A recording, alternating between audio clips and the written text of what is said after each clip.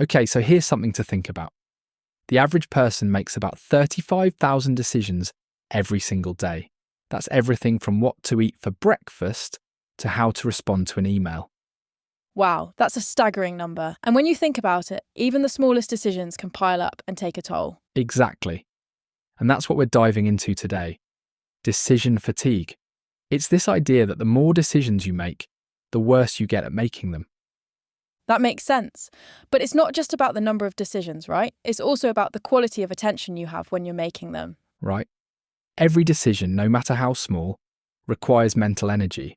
And when that energy gets depleted, your ability to make good decisions starts to fall apart. So, what does that actually look like in real life? Well, it can show up in a couple of ways. For some people, it looks like avoidance. They start delaying decisions, putting things off and saying, I'll deal with it later. And for others? For others, it's the opposite. They rush through decisions just to get them over with. So it's either avoidance or impulsiveness. Exactly. And neither one leads to great outcomes. That's interesting because I think a lot of people equate speed with efficiency. Right, but speed isn't the same as quality. If the thinking behind the decision is shallow, you're not really being efficient. You're just moving quickly. So why does it feel like decision fatigue is such a big issue now? It's because we're exposed to more inputs than ever before. More options, more interruptions, more information. And every input becomes a potential decision. Exactly. Do I respond to this? Do I ignore it? Do I engage with it? Even the smallest interactions consume attention. And over time, that adds up. It really does. People aren't just making big, life-changing decisions.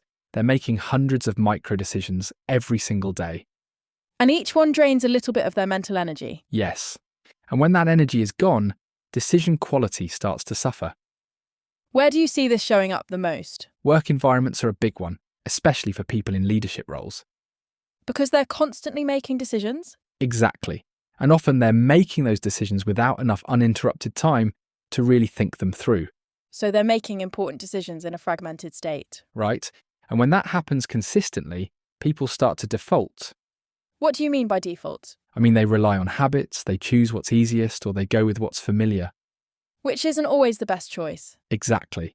And when you're stuck in that mode, things like innovation, clarity, and long-term thinking all take a hit. That's a big deal. And I imagine there's an emotional component to this too, right? Absolutely. When people are fatigued, they're more reactive. More influenced by how they feel in the moment? Exactly.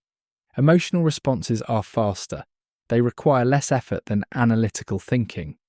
So under fatigue, emotion starts to drive decisions. Right? And that can lead to inconsistency. Like responding one way one day and a completely different way the next. Exactly. And it's not because the situation changed, it's because your state changed. That's such an important point.